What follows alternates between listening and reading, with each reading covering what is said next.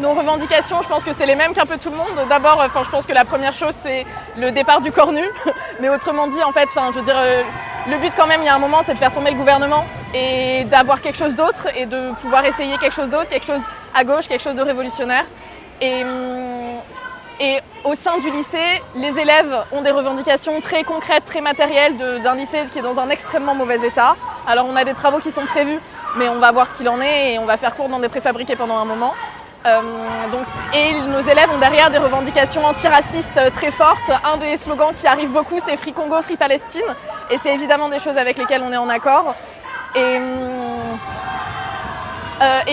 on a aussi beaucoup de problèmes de postes dans l'éducation nationale de façon générale. Il nous manque, on n'a pas d'assistante sociale cette année au lycée.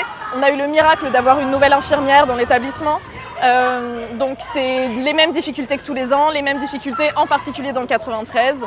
On a eu un mouvement pour un plan d'urgence l'année dernière ou il y a 2 ans qui n'a pas réussi à aboutir, mais ces revendications-là, elles sont toujours là. Nous, on est toujours là. On n'a pas envie de partir et on a envie que ça puisse fonctionner.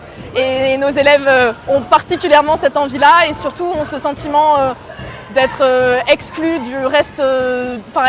Ils et elles vivent en Île-de-France, mais peuvent pas intégrer des grandes, ont beaucoup plus de difficultés à intégrer des grandes écoles, des grandes prépas, des grandes universités, se sentent exclus et se sentent discriminés. Et c'est pas qu'un sentiment, et on le sait.